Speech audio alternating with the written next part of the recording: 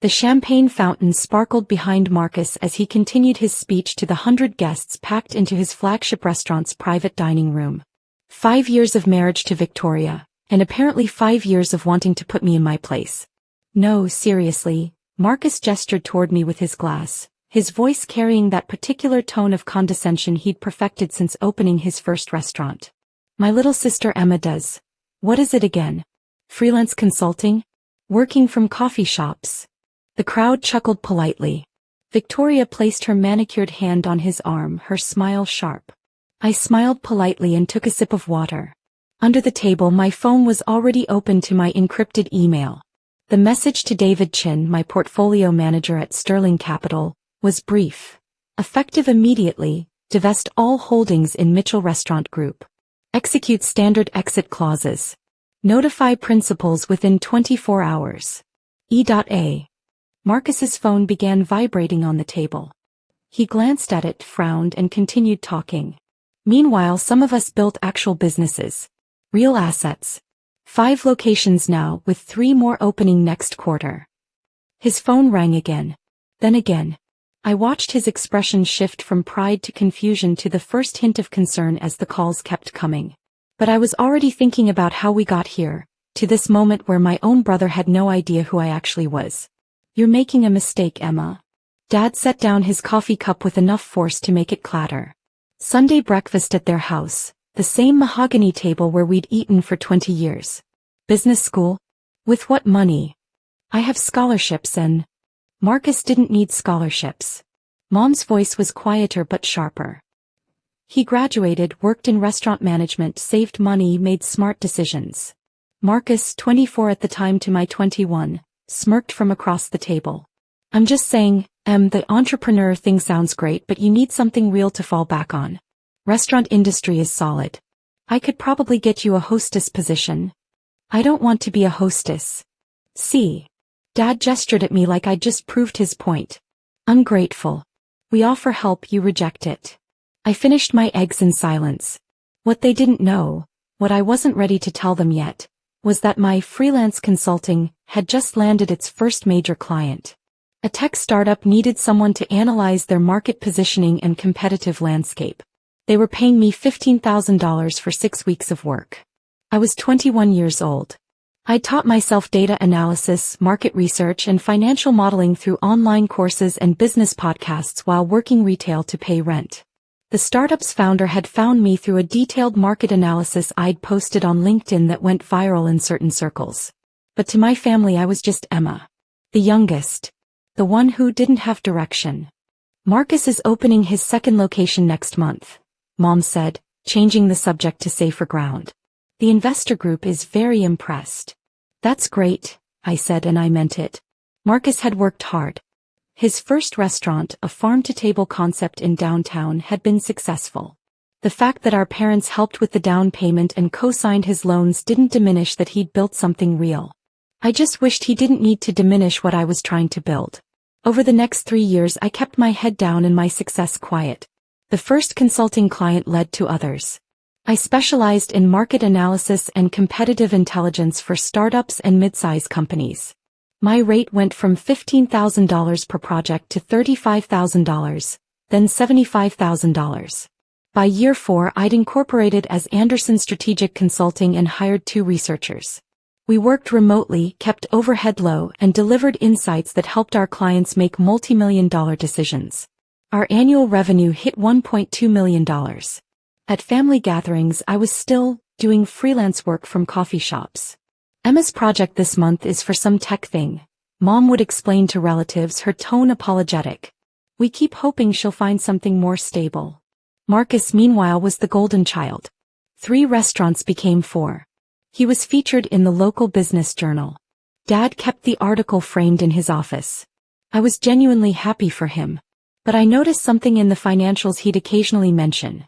Ambitious expansion, high overhead, tight margins. The restaurant industry is brutal. Success is fragile.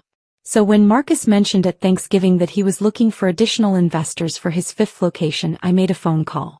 David, I want to talk about diversification. David Chin had been my portfolio manager for 18 months. My consulting firm's success had given me capital to invest, And David had helped me build a diverse portfolio. Index funds, real estate, and strategic positions in promising companies. What kind of diversification? David's voice was cautious. He knew me well enough to know I didn't make casual calls. My brother's restaurant group. Mitchell Restaurant Group. They're seeking $6.3 million for expansion. Silence on the line. Then, Emma, mixing family and business. I know the risks. But I've analyzed their financials. Strong revenue, good locations, competent management. The risk is calculated. And I want to help him. Help him or help you? I smiled even though he couldn't see me. Both. Structure it through a blind LZ. He'll know he has an investor. He won't know it's me. Why the secrecy? Because I want him to succeed on his own merits. And because... I paused. Because I want to see if success changes how he treats me. David was quiet for a moment. That's either very generous or very strategic. Can't it be both? 3 weeks later, Mitchell Restaurant Group received a $6.3 million investment from Cascade Holdings LLC, a private investment vehicle that, on paper, had no connection to me whatsoever. Marcus was ecstatic. He called me from the signing, voice bright with excitement. Emma, we got the funding. This changes everything. We can open 3 new locations next year instead of 1. That's amazing, Marcus. I'm so proud of you. Yeah, well, some of us actually, build real businesses. His tone was joking, but the edge was there. Maybe you should think about getting into something more substantial. I could always use a marketing consultant if your freelance thing isn't working out. I looked at my computer screen at the email from David confirming the investment had cleared. $6.3 million of my money flowing into my brother's dream. I'll keep that in mind, I said. Marcus's restaurant empire grew. 7 locations, each one featuring his signature farm-to-table concept with locally sourced ingredients and craft cocktails. The business press loved him. He was profiled in regional magazines. He spoke on panels about sustainable restaurant practices. At family dinners, he'd talk about his challenges. Staffing issues, supply chain problems, the constant pressure of competition. I'd listen and occasionally offer thoughts, suggestions gleaned from my work analyzing dozens of industries. That's cute, Em, he'd say, patting my hand. But running a real business is different from whatever consulting theory you read about. My consulting theory was now a firm with 12 employees and $8.4 million in annual revenue. We'd expanded into strategic planning and even M&A advisory for mid-market companies. I'd personally managed projects that helped clients identify acquisition targets, negotiate deals, and optimize operations. But to Marcus, I was still his little sister playing at business from coffee shops. My investment in his restaurant group, meanwhile, was performing exactly as projected. The 20% equity stake I held through Cascade Holdings had appreciated nicely. His restaurants were profitable, well-managed, and expanding sustainably. Then Victoria entered the picture. She was beautiful, ambitious, and shared Marcus's view of the world. Specifically, the view that I was the family's underachiever. An event planner with her own boutique firm, Victoria understood real business in a way I apparently never could. At their engagement party, she pulled me aside. Marcus mentioned you do some kind of online consulting? That's so cute. I have a friend who does social media management. Maybe you two could connect. Similar vibes. I smiled. That's thoughtful. I'm pretty busy with my current clients, but thank you. Oh, of course. I just mean, when you're ready for something more serious. Marcus always says you're so smart. You just need focus. I wondered what Victoria would think if she knew that my online consulting firm had just been approached by a Fortune 500 company to lead a competitive intelligence project worth $2.3 million. The wedding was beautiful. Marcus spared no expense. A vineyard venue, 200 guests, a band flown in from Nashville. During his speech, he thanked his parents for their unwavering support, his business partners for believing in him, and his amazing team at the restaurants. He thanked Victoria for standing by him through the challenges of entrepreneurship, for understanding what it takes to build something real. He didn't mention me. Not even in the casual family acknowledgments. I told myself it didn't matter. I wasn't here for recognition. I was here because he was my brother. But it stung. Which brought me to tonight. 5 years married, 7 restaurants, and Marcus at the peak of his public confidence. The party was at his flagship location, the original downtown restaurant that had started everything. White tablecloths, ambient lighting, a live jazz trio in the corner. 100 guests from the restaurant industry, business community, and our extended family. I'd arrived quietly, dressed well but not ostentatiously. My firm had just closed a particularly lucrative quarter, and I'd rewarded myself with a Cartier watch that cost more than Marcus's first restaurant's monthly rent. But I wore it under my sleeve. Emma. Mom hugged me at the entrance. You made it.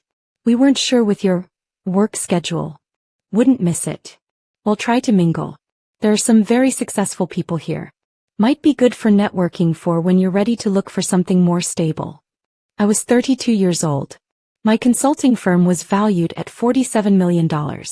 I had a diversified investment portfolio worth $31 million. I owned a brownstone in the city and a lake house upstate. I'll definitely network, I said. The evening progressed with the usual rhythm of these events. Cocktails, appetizers, speeches. Marcus's business partner talked about their expansion plans. Dad gave a toast about hard work and the American dream, looking directly at Marcus the entire time. Then Marcus stood up, champagne glass in hand, and started talking. About building. About sacrifice. About what it takes to create something real. And then he looked directly at me. You've never built anything, my brother announced at his anniversary party. Just freelance nonsense. The room went quiet. A few uncomfortable laughs. Victoria smiled beside him, encouraging. No, seriously, he continued. My little sister Emma does. What is it again? Freelance consulting? Working from coffee shops. More polite laughter. Meanwhile, some of us built actual businesses. Real assets. 5 locations now, with 3 more opening next quarter. I kept my face neutral, my smile polite. Under the table, my phone was already open. I composed the email to David carefully. Effective immediately. Divest all holdings in Mitchell Restaurant Group. Execute standard exit clauses. Notify principals within 24 hours. E.A. My thumb hovered over send for exactly 2 seconds. Then I pressed it.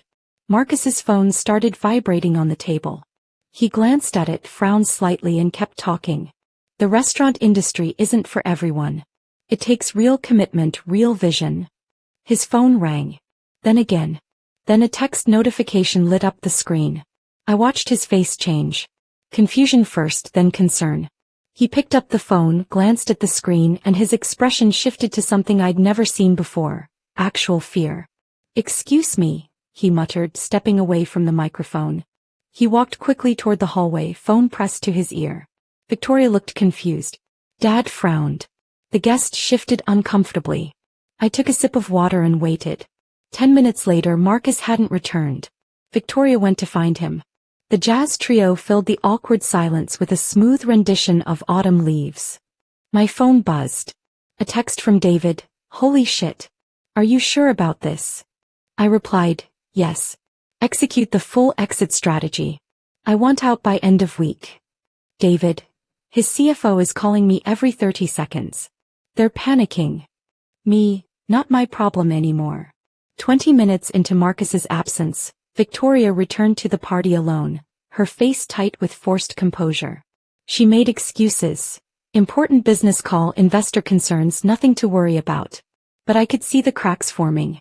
The party deflated like a balloon with a slow leak. I stayed for another hour, making polite conversation with cousins and family friends. Yes, my freelance work was going well. No, I wasn't looking for something more stable. Yes, I'd love to get coffee sometime. When I finally left, Marcus was still on his phone in the restaurant's office. Door closed, voice raised. The next morning, David called at 7 a.m. It's done. All holdings divested. The exit clauses are ironclad. Cascade Holdings has withdrawn its entire $6.3 million investment plus accumulated returns. Total withdrawal, $8.7 million. His CFO called me 17 times last night. Their lawyer called me twice this morning. They want to negotiate. No negotiations. Emma. David's voice was serious. This will cripple them. They've leveraged that investment for their expansion. The 3 new locations are mid-construction. Their credit lines are built on that capital stability. I know. You're essentially forcing them into emergency fundraising or they'll have to sell assets, restructure, possibly close locations. I know, David. I wrote the initial investment analysis, remember? Silence on the line. Then, what did he say to you? I looked out my brownstone's window at the morning sun filtering through the trees. He said I've never built anything. That my work is freelance nonsense. And you're proving him wrong by destroying his business? No. I'm proving him wrong by showing him exactly how much of his business I built. My phone rang throughout the day. First, Mom. Emma, Marcus says there's some kind of investor crisis. He seems really stressed. Do you know any business consultants who could help? The irony was almost painful. Then, Dad, your brother's having some financial difficulties with his expansion. I know you don't really understand these things, but if you hear of anyone with capital looking to invest, I wondered if they'd still think I didn't understand these things when they learned the truth. Finally, late afternoon, Marcus himself called. Emma. His voice was raw, exhausted. I need to tell you something. There's a situation with one of our major investors. They're pulling out. It's really bad. I'm sorry to hear that, Marcus. Yeah.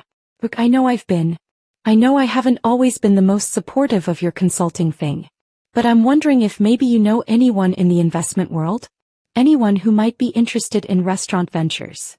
I looked at my computer screen at the spreadsheet showing Mitchell Restaurant Group's complete financial structure, the analysis I'd maintained for 4 years as their silent partner. Actually, Marcus, we should talk. In person. Tomorrow morning. Yeah. Yes. Thank you, Emma. I appreciate this. I know I don't say it enough, but I appreciate you. We met at a coffee shop, one of those places where I apparently did all my freelance nonsense. Marcus arrived looking like he hadn't slept. Designer suit wrinkled, beard unkempt, eyes red. Thanks for meeting me, he said, ordering a large black coffee. I've been up all night with lawyers and accountants. What happened with your investor? Cascade Holdings. They're pulling their entire stake. $8.7 million gone. Just gone. No warning, no explanation beyond some boilerplate contract language. He ran his hands through his hair. We built our expansion plans around that capital stability. 3 locations mid-construction, lease commitments, vendor contracts. We're looking at potential bankruptcy if we can't replace the funding in the next 60 days. That sounds serious. It's catastrophic. Victoria's freaking out. Dad's calling in favors trying to find bridge financing. And He looked at me, really looked at me, vulnerability raw on his face. I just keep thinking about everything I said at the party. About building things. About real businesses. He laughed bitterly. Some builder I am. One investor pulls out and the whole thing could collapse. I sipped my coffee. Let him sit with it for a moment. Marcus, can I ask you something? Did you ever wonder about Cascade Holdings? Who they were, where they came from? He frowned. They were vetted by our lawyers. Private equity, clean background check. Why? I pulled out my iPad and opened a file. Turned it so he could see the screen. Cascade Holdings LC. Registered in Delaware. Sole managing member. Anderson Strategic Consulting. Principal, Emma Anderson. Marcus stared at the screen. Read it once. Twice. Looked up at me with confusion that slowly transformed into disbelief. What is this? That's the investment vehicle I used 4 years ago to invest $6.3 million in Mitchell Restaurant Group. I'm Cascade Holdings, Marcus. I've been your major investor for 4 years. The color drained from his face. You're joking. I pulled up more documents. The original investment agreement with my digital signature. Bank transfer records. Quarterly reports I'd reviewed.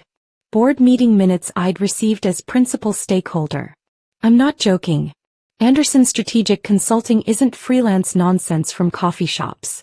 It's an $8.4 million annual revenue firm with 12 employees. We do strategic consulting for Fortune 500 companies and mid-market M&A advisory.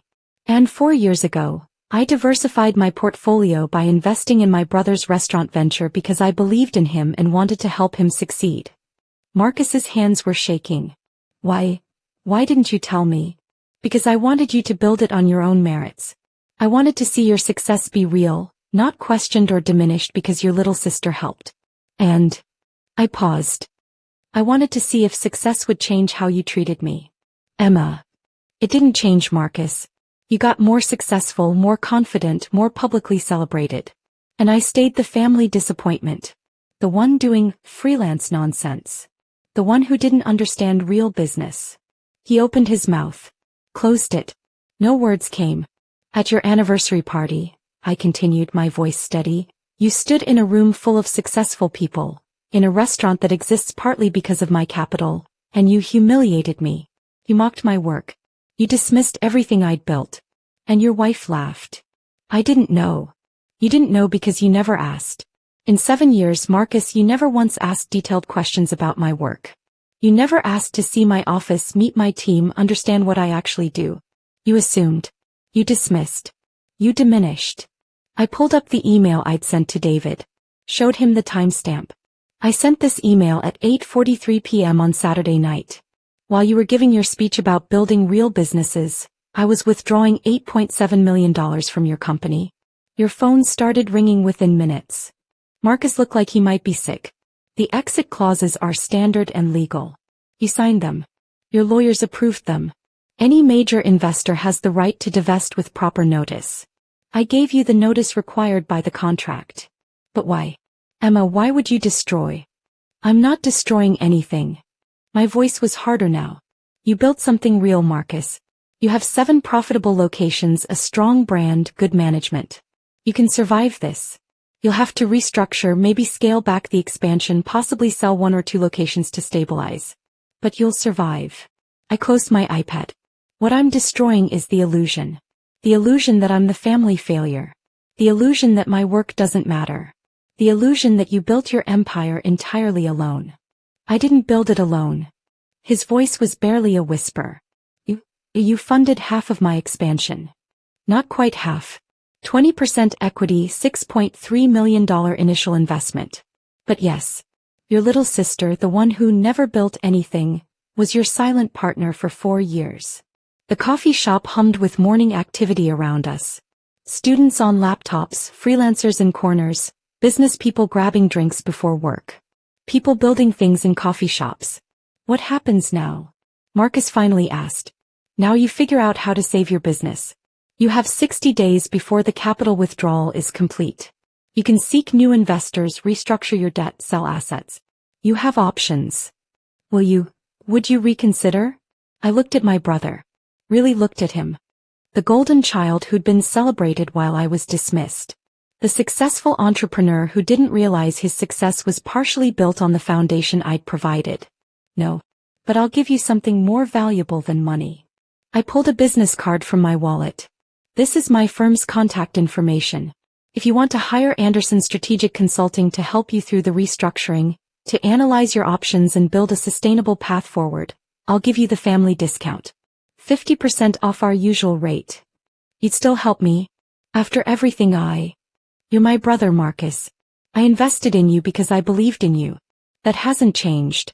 What changed is that I'm done being invisible. You want my help. You acknowledge what I built. You acknowledge who I am. You treat me like the successful businesswoman I've been all along. He nodded slowly, tears in his eyes. Emma, I'm so sorry. I've been an arrogant asshole. I dismissed you, I mocked you, You did. I stood up, gathering my things. And now you have 60 days to figure out whether you want to keep doing that or whether you want to actually know your sister. I left the business card on the table. Walked out into the morning sun. My phone was already buzzing with meeting reminders, client emails, the day's packed schedule. Behind me in the coffee shop, Marcus sat alone with the truth of what I'd built. And what he'd almost lost. Marcus hired Anderson Strategic Consulting. Not me personally. I recused myself from the project and assigned it to my senior partner, Jennifer, who was brilliant at crisis management and restructuring. The solution Jennifer crafted was elegant. Mitchell Restaurant Group sold 2 of their 7 locations to a regional chain for $4.2 million. Used that capital plus emergency bridge financing from a credit union to stabilize operations. Scaled back expansion from 3 locations to 1, focusing on their strongest market. They'd survive. Smaller than Marcus had planned, but sustainable and profitable. The family found out the truth in pieces. First, Mom, when Marcus finally explained who Cascade Holdings was. Then Dad when he saw the investment documents. Then Victoria who went very quiet when she learned her husband's expansion had been funded by the sister-in-law she'd dismissed. Mom called me crying. Why didn't you tell us? We thought you were struggling. We thought you needed help. I never said I was struggling. You assumed. But you never corrected us. Would you have believed me if I had? Silence on the line. We both knew the answer. Dad's call was shorter. Stiffer. Your mother tells me you've been quite successful in business. I wish you'd shared that with us. I tried to, Dad. You told me I was making a mistake. That Marcus's path was the smart one. Well, you've certainly proven otherwise. It wasn't an apology. But it was acknowledgement. For now that was enough. The family dynamics shifted like tectonic plates. Subtle at first, then undeniable. At Sunday dinners, people asked about my work with genuine curiosity. Cousins who'd barely acknowledged me before suddenly wanted to connect on LinkedIn. Marcus and I met for coffee every 2 weeks. Not at my suggestion. His. Tell me about the Fortune 500 project, he'd say. Or, how did you structure the investment vehicle? Or, what made you decide to incorporate? He was learning who I actually was. And I was learning that underneath the arrogance and dismissal had been his own insecurity. The fear that success was fragile, that he needed to be the best to have value. I put you down, he admitted one morning, because it made me feel bigger. If you were small, I was important. It was petty and cruel, and I'm sorry. Yes, I agreed. It was. I don't know if I can ever make it right. You can't change the past. But you can change now. I looked at him across the coffee shop table. You can be the brother who sees me. Who respects what I've built. Who treats me like an equal. You're not my equal, Emma. He smiled slightly. Your business is 3 times more valuable than mine ever was at peak. You're leagues ahead of me. It was strange hearing him say it. Validating and sad all at once. Victoria sent me a formal apology email. 3 paragraphs of carefully worded contrition about misunderstandings and not realizing. I replied politely and kept her at arm's length. Some relationships couldn't be rebuilt. The anniversary party became family legend. The night everything changed. When Emma, quiet Emma who worked from coffee shops, revealed she'd been the power player all along. Mitchell Restaurant Group stabilized. 5 locations, profitable and sustainable. Marcus was quoted in a Business Journal article about learning to build smart instead of big. He mentioned his strategic consultant in the article. By name. Anderson Strategic Consulting got 3 new client inquiries from the publicity. My firm landed its largest contract to date, $4.7 million to advise on a major tech acquisition. We'd grown to 16 employees. I was looking at office space because we'd outgrown the remote model. At Christmas dinner, I arrived to find my business profile from Forbes magazine framed on the wall next to Marcus's restaurant features. We're proud of both our children, Mom said, gesturing to the wall. Both of you built something remarkable. It had taken a crisis, a confrontation, and $8.7 million withdrawal to get here. But finally they saw me. Marcus stood up to give the holiday toast. He raised his glass and looked directly at me. To Emma, he said. Who taught me that building something real means building it on truth. Who invested in me when I didn't deserve it. Who had the courage to let me fail when I needed to learn. He paused, emotion in his voice. And who built something extraordinary from coffee shops, exactly like she said she would. The family raised their glasses. To me. Finally to me. I smiled and nodded. To building things, I said quietly. But I was thinking about that night at the anniversary party. The moment my thumb hovered over send on that email. The moment I chose myself over keeping his secrets. You've never built anything, he'd said. I built everything, I thought. Including the lesson you needed to learn. And sometimes the most important thing you build is the boundary that says, you will see me or you will lose me. Marcus learned that lesson the hard way. But he learned it. And that, in the end, was worth more than $6.3 million.